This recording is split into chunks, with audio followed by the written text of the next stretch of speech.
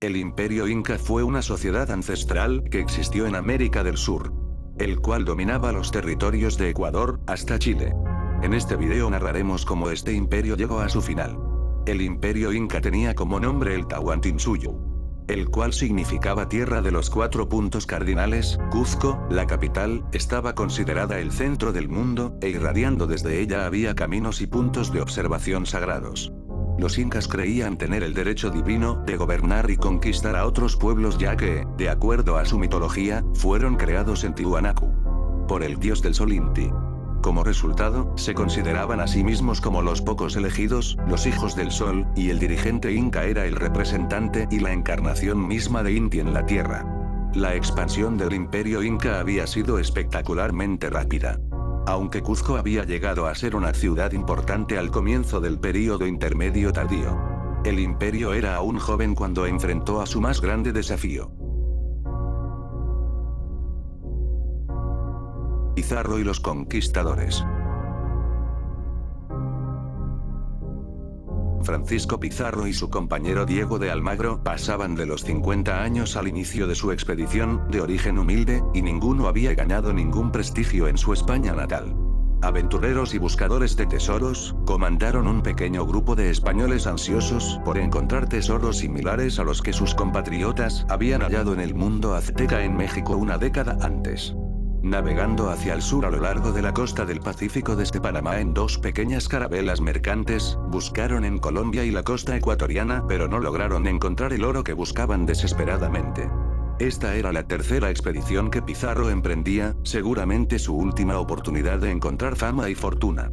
Entonces, en 1528, Bartolomé Ruiz, el piloto de la expedición, capturó una balsa lejos de la costa, llena de tesoros. Tal vez, después de todo, puede que mereciera la pena explorar en lo profundo de Sudamérica. Pizarro aprovechó este descubrimiento para asegurarse el derecho de parte del rey español, Carlos V, de ser gobernador de cualquier nuevo territorio descubierto, con el usual 20% reservado para la corona de cualquier tesoro que encontraran. Con una fuerza de 168 hombres, que incluía 138 veteranos, 27 caballos, artillería y un fraile, el padre Valverde, Pizarro se embarcaría en lo más profundo de los Andes.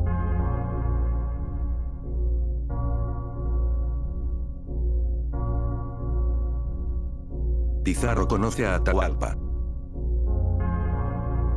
El viernes 15 de noviembre de 1532, los españoles se aproximaron al pueblo inca de Cajamarca en la zona montañosa de Perú. Pizarro envió a un mensajero solicitando entrevistarse con el rey inca, quien estaba en ese momento en los manantiales locales, disfrutando de su victoria sobre Huáscar. Atahualpa accedió finalmente a conocer a los hombres blancos de barba de los que tanto había oído hablar, que eran conocidos por haberse hecho paso desde la costa hasta ese punto. Confiado en su poderoso ejército de 80.000 hombres, parece que Atahualpa no vio ninguna amenaza en aquella pequeña fuerza enemiga, e hizo esperar a Pizarro hasta el siguiente día. Este primer encuentro formal entre Pizarro y Atahualpa consistió en algunos discursos, una bebida juntos mientras observaban algunos jinetes españoles y no más. Ambos bandos se retiraron planeando cómo capturar o matar a sus adversarios a la primera oportunidad. Al día siguiente, Pizarro, valiéndose de la laberíntica construcción de Cajamarca y sus hombres, preparó una emboscada para esperar la llegada de Atahualpa a la plaza principal, pues lo tomarían como rehén. Cuando la tropa real de Atahualpa llegó, Atahualpa pidió que salieran de su escondite. Pasaron segundos para que 3 figuras salieran, pues se trataba del fraile dominico Vicente de Valverde, el soldado Hernando de Aldana, y el intérprete Martinillo. El fraile se acercó al inca y lo invitó a bajar de su litera e ingresar al edificio principal para que se entrevistase con el gobernador, pero Atahualpa le indicó que no se movería, que le devolvieran todo lo que habían robado de sus tierras. Sin más alternativas, Valverde comenzó a recitar el requerimiento, mientras que Martín se esforzaba por traducir su mensaje con ideas tan poco entendibles tanto como para el inca, como para el intérprete. Luego de que Martinillo terminara su cuestionable interpretación, la plaza quedó en silencio por unos instantes. Valverde alzó su diario e indicó que todo lo dicho por él era palabra de Dios. Esto causó la curiosidad del inca, quien había escuchado de la extraña costumbre de los forasteros de hablarle a estos objetos rectangulares. Atahualpa exigió a Valverde entregarle el diario, quien accedió. Atahualpa, en unos instantes lo tiró al suelo, reiterando que sabía muy bien cómo se habían estado comportando los cristianos, y que no se movería hasta que todos los objetos robados se les fueran devueltos. En ese momento Valverde y sus acompañantes regresaron nuevamente al edificio principal de la plaza, donde les esperaba Pizarro y su grupo de soldados. Valverde se dirigió indignado a Pizarro por el comportamiento de Atahualpa y le propuso salir y atacar. Pizarro lo dudó tan solo unos instantes. Él comprendió que el éxito o el fracaso dependería de este momento, y le dio finalmente la señal a Pedro de Candía para disparar los 4 cañones, mientras que su caballería, vestida con armaduras, atacó también. En la batalla que siguió, las armas de fuego de los españoles mostraron ser muy superiores a las armas de los incas, que consistían en lanzas, flechas, hondas y garrotes, y el resultado fue que 7000 incas perecieran mientras que los españoles no registraron bajas. Atahualpa fue capturado vivo, después de ser golpeado en la cabeza.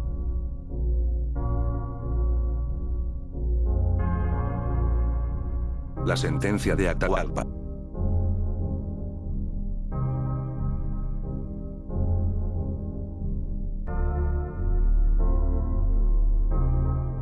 Ya sea que Pizarro solicitara un rescate por Atahualpa, o que este último ofreciera una compensación por ser liberado, el regreso sano y salvo de Atahualpa se haría siempre y cuando los incas llenaran con tesoros un cuarto de 6,2 por 4,8 por 2,5 metros. Se estima que el valor actual del total de los tesoros acumulados habría excedido con creces los 300 millones de dólares.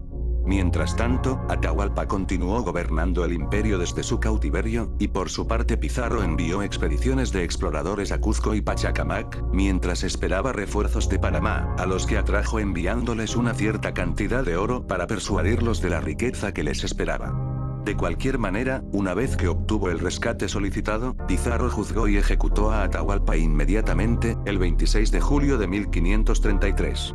El rey inca fue en un principio sentenciado a morir en la hoguera, pero después de haber aceptado ser bautizado, se le conmutó para ser ejecutado por estrangulamiento.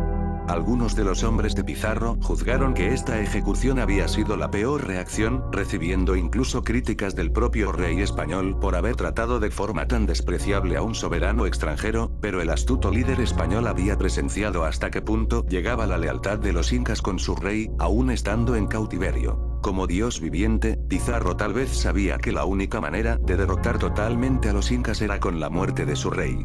Afortunadamente para los españoles, durante el cautiverio de Atahualpa se enteraron de que el imperio inca tenía profundas divisiones internas, y que podrían utilizarlas en beneficio propio. La conquista del imperio.